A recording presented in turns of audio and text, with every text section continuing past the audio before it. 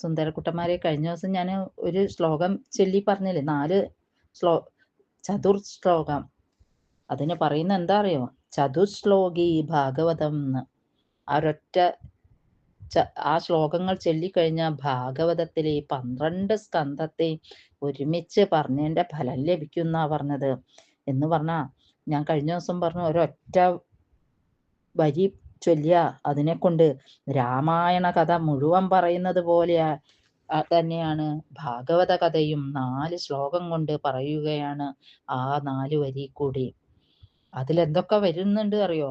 ഭാഗവതത്തിൽ ഇപ്പൊ ഈ 4 വരി കൂടെ എന്തൊക്കെയാണ് വരുന്നത് എന്ന് കുഞ്ഞുമണികൾക്കറിയോ?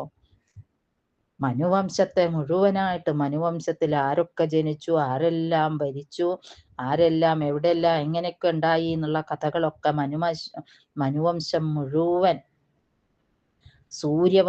സൂര്യവംശത്തിലെ രാജാക്കന്മാര്, രാജ്ഞിമാര്, ആ രാജവംശം എങ്ങനെ പോന്നു, ഈ ഒരൊറ്റ ഇപ്പൊ 4 ശ്ലോകം ഞാൻ ചതുശ്ലോകിയായിട്ട് ചൊല്ലിയില്ലേ, അതിൽ എന്നെ പറയുന്നുണ്ട് സൂര്യവംശത്തെ മുഴുവനായിട്ടും,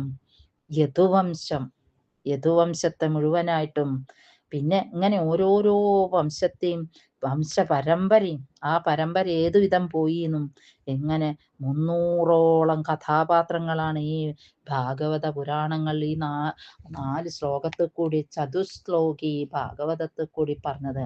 എന്താണ് ഈ ശ്ലോകത്തിന്റെ, ഞാൻ ഇന്നലെ ചൊല്ലി വെച്ച ആ ശ്ലോകത്തിന്റെ അർത്ഥം എന്ന് കുഞ്ഞുമണികൾക്കറിയോ? എന്നാ കേട്ടോളൂ ട്ടോ. സൃഷ്ടിക്ക് മുമ്പ് ഞാൻ മാത്രമേ ഉണ്ടായിരുന്നുള്ളൂ. വിരാട് പുരുഷൻ പറയാണ്, അല്ലെ ഭഗവാൻ പറയാണ്, ഈ ലോകം സൃഷ്ടിക്കുന്നതിന് മുമ്പ് ഞാൻ മാത്രമേ ഉണ്ടായിരുന്നുള്ളൂ. അസത്തും സത്തുമായ യാതൊന്നും എന്നിൽ നിന്ന് അന്യമല്ല.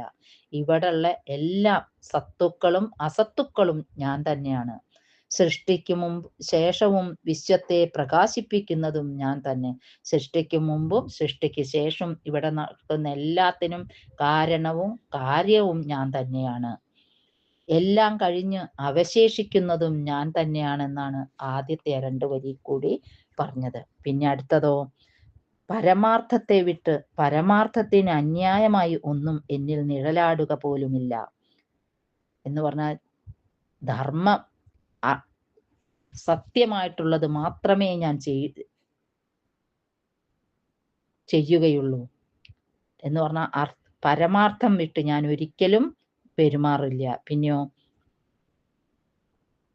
രാഹു ഗ്രഹത്തെ പോലെ ചിലത് ഉള്ളതെന്ന് നമുക്ക് മായയാൽ ഉള്ളതെന്ന് തോന്നുമെങ്കിലും അത് മായയാണെന്ന് നിങ്ങൾ മനസ്സിലാക്കിക്കൊള്ളണം എന്ന് പറഞ്ഞാൽ, ഇല്ലാത്തതിനെ ഉണ്ടെന്ന് തോന്നിക്കുന്നതും ഉള്ളതിനെ ഇല്ല എന്ന് തോന്നിക്കുന്നതും അതും ഞാൻ തന്നെയാണെന്ന് നിങ്ങൾ മനസ്സിലാക്കിക്കൊള്ളൂ എന്നാണ് അടുത്ത വരി കൂടി പറഞ്ഞത്. സുന്ദരകുട്ടന്മാരെ, കഴിഞ്ഞ ദിവസം ഞാൻ ഇങ്ങനെ പറഞ്ഞു വരികയാണല്ലേ, അധ്യായങ്ങളെ കുറിച്ചും സ്കന്ധങ്ങളെ കുറിച്ചും ഒക്കെ ഇങ്ങനെ പറഞ്ഞു വരുന്ന കൂട്ടത്തില് പറയാണ്, കേൾക്കണ്ടോ കുഞ്ഞുമണികൾ? കേൾക്കുന്നുണ്ടോ? മറന്നു പോവരുത്. എന്താ പറഞ്ഞത്? അങ്ങനെ ദശമസ്കന്ധത്തിന്റെ പ്രത്യേകത പറഞ്ഞു. നമ്മളുടെ മഹാവിഷ്ണുവിന്റെ ഏറ്റവും പ്രധാനപ്പെട്ട അംഗമായ മുഖാണ്. ഇനി അടുത്തത് ദശമം കഴിഞ്ഞ ഏതാ കുട്ടികളെ? ഏകാദശ സ്കന്ധം.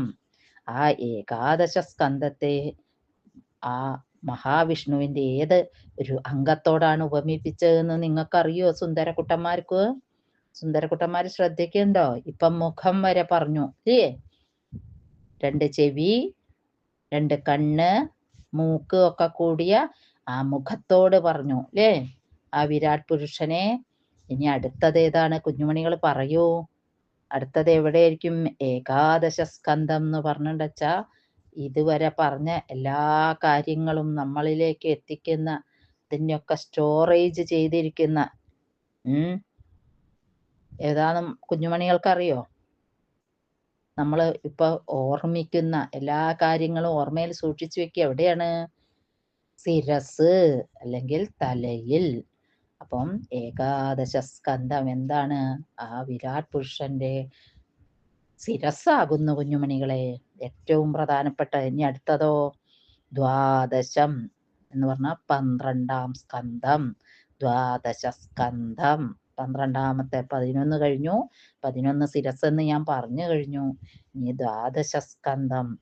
ദ്വാദശ സ്കന്ധം ആവട്ടെ എൻ്റെ കുഞ്ഞുമണികളെ. എന്താണ്? എന്താ പറയൂ?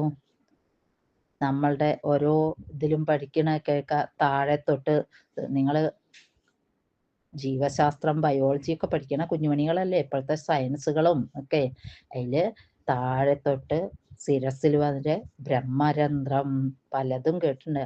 അങ്ങനെ ആ 12ാമത്തെ അധ്യായം എൻ്റെ കുഞ്ഞുമണികളെ, ഇതിൻ്റെ എല്ലാം ആകത്തുകയായിട്ടുള്ള ബ്രഹ്മരന്ധ്രാണ് എന്നും പറഞ്ഞിട്ടാണ് ഈ ഭാഗവതത്തെ 12 സ്കന്ധങ്ങളായിട്ട് വിഭജിച്ചിരിക്കണ എൻ്റെ സുന്ദരക്കുട്ടന്മാരെ. ഇപ്രകാരം ഭാഗവതത്തെ വിഷ്ണു ഭഗവാന്റെ കാല് മുതൽ, ആദ്യം പാദം തൊട്ട്, പ്രഥമ കാല് തൊട്ട്, പാദത്തിന്റെ കാലടി തൊട്ട് എവിടെ വരെ വന്നു? എല്ലാം സ്വരുക്കൂട്ടി വെച്ചിരിക്കുന്ന ബ്രഹ്മരന്ധ്രം വരെ, നമ്മളുടെ മൂർധാവ് വരെയുള്ള എല്ലാ ഭാഗങ്ങളെയും ഓരോരോ അധ്യായ സ്കന്ധങ്ങളിൽ കൂടി വിഭജിച്ചിട്ടാണ് വേദവ്യാസൻ ഇത് എഴുതിയിട്ടുള്ള എൻ്റെ കുഞ്ഞുമണികളെ.